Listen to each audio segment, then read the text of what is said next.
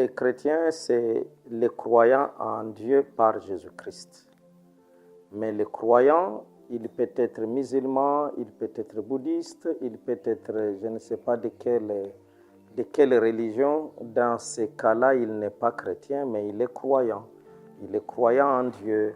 Il peut se faire l'idée de son Dieu. Il peut, mais chrétien, c'est celui qui a cru dans la bonne nouvelle du royaume tel qu'annoncé par Jésus-Christ. La différence sera dans la mise en pratique de la parole de Dieu. Le chrétien, il est appelé à mettre en pratique les enseignements du Christ. Jésus avait dit, « Heureux vous êtes, vous qui entendez ces choses, pourvu que vous les mettiez en pratique. » La mise en pratique de la parole de Dieu fait toute la différence entre les chrétiens et tout autre croyant, puisque les chrétiens, dans ces conditions-là, ils marchent selon les enseignements de Jésus-Christ, tandis que les croyants marchent selon ce qu'ils croient, selon ce qu'ils pensent être bon, selon ce qu'ils pensent être approuvé par sa croyance ou par sa religion. Donc la différence sera celle-là, c'est que le juste vivra par sa foi, le chrétien vivra par la foi en Jésus-Christ. C'est comme la réponse que j'ai donnée pour la deuxième question. Les chrétiens, la foi en Christ lui suffit. Il n'y a pas plus haute valeur que les valeurs chrétiennes. Ça veut dire que plus élevé que la parole de Dieu telle que Christ nous l'a enseignée. Un chrétien, dans tout domaine où il serait appelé à vivre, il va mettre en pratique les enseignements du Christ. À quoi ça sert de recourir à la magie, par exemple, quand tu as déjà Christ? Puisque Jésus nous a dit qu'il nous donne le pouvoir de marcher sur les serpents, sur les scorpions et sur toute la puissance de l'ennemi, et rien ne pourra nous nuire. Comment peut-on aller se mettre sous la domination de l'ennemi que Christ nous a assujettis? Le diable, il est sous nos pieds. Il est sous notre pouvoir. Nous avons tout pouvoir, toute autorité sur lui, sur ses démons. Alors pourquoi se mettre dans la magie? La magie étant des pratiques occultes, sataniques, inspirées par les démons. Alors comment on se mettrait là-dedans? Il n'y a pas plus excellent qu'un chrétien. Peut-être que le chrétien ne se connaît pas. Mais les chrétiens, c'est la sommité dans le monde spirituel, dans toutes les croyances, et même il est appelé à exceller sur le plan intellectuel, puisque le Saint-Esprit nous donne l'intelligence et la sagesse. L'intelligence nous amène à comprendre les principes de Dieu tels qu'enseignés dans la Bible. Et la Bible nous a enseigné tous les principes de la vie. La Bible nous enseigne les principes économiques, les principes de l'espionnage, de l'armée, des services de renseignement, les principes agricoles, les principes de l'hygiène, tous ces principes-là. Donc, moi, je crois profondément que la Bible, c'est le livre mère de toute la science. C'est le livre mère de toute la science. Celui qui connaît la parole de Dieu, il est tellement élevé spirituellement qu'il n'a plus besoin de s'abaisser. Ça serait malheureux et triste qu'il se rabaisse, qu'il se mette sous la domination de celui que Christ lui a déjà soumis. J'ai cité là les diables avec ses démons et même toutes leurs pratiques. Donc voilà ma réponse.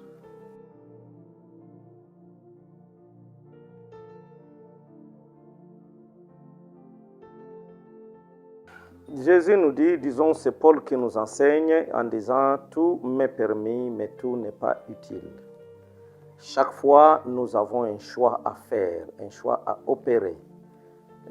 S'engager dans les domaines cinématographiques, dans les domaines du théâtre, dans les domaines des multimédia, dans n'importe quel domaine, ce n'est pas mauvais en principe. Mais maintenant, il faut voir quelles sont les pratiques que toi, tu ne peux pas faire. Et tu ne vas pas faire tout ce qui est péché, et tout ce que la parole de Dieu t'interdit. Et il n'est pas dit que pour évoluer dans ces domaines-là, il faut absolument faire comme tout le monde. Il faut y aller pour apporter la lumière. Rappelez-vous que la Bible nous dit que, ça c'est Jésus qui nous parle, vous êtes la lumière du monde, vous êtes le sel de la terre. Dans tous les domaines de la vie, nous avons besoin d'apporter la lumière du Christ, la parole de Dieu, la vérité, la vie. Nous avons besoin d'y apporter la vie. J'encourage donc que les enfants de Dieu s'investissent dans tous les domaines, mais qu'ils y aillent pour faire la différence, pour apporter la lumière.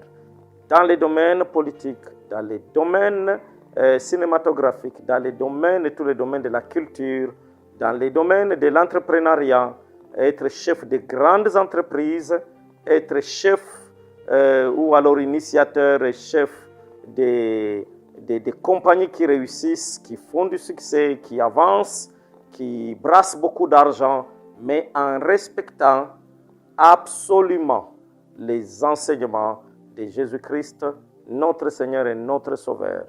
Il est le chemin, il est la vérité, il est la vie. Christ reste le chemin à suivre dans tous les domaines dans lesquels on peut évoluer. Il reste le seul qui est notre vie, donc l'on ne peut pas se passer de la vie que nous avons en lui. Si vous vous passez de la vie que vous avez en Jésus-Christ, ça veut dire que vous avez accepté d'embrasser la mort. Il est le chemin. Si vous quittez Jésus, ça veut dire que vous êtes déjà dans l'égarement. Donc, que les jeunes, que les femmes, que les hommes, que tous ceux qui veulent entreprendre dans n'importe quel domaine de la vie, qu'ils sachent que Christ reste la référence, il reste le chemin, il reste la vérité. Il n'y a pas mieux en dehors de Jésus. Toute autre chose, ce n'est pas puisque les autres le font que c'est bon. Ils le font, mais ils sont avec la mort, ils ne sont pas avec la vie. Donc, toute personne qui n'a pas Jésus n'a pas la vie, malheureusement. Alors, on ne doit pas la prendre comme modèle ou on ne doit pas faire ce qu'ils font. Voilà, même Jésus, Dieu avait prévenu les enfants d'Israël lorsqu'ils quittaient l'Égypte en pérégrination dans le désert pour aller vers la terre promise. Il leur avait dit de ne pas pratiquer, de ne pas imiter les peuples qui étaient tout autour, de ne pas faire ce que ces peuples faisaient, mais d'intérioriser. Ils étaient appelés à intérioriser la parole de Dieu telle que Moïse la leur avait enseignée et de la mettre en pratique. Ils devaient donc faire la différence. Ils devaient être un peuple mis à part, un sacerdoce royal pour le Seigneur. Donc c'est ce que nous sommes appelés à être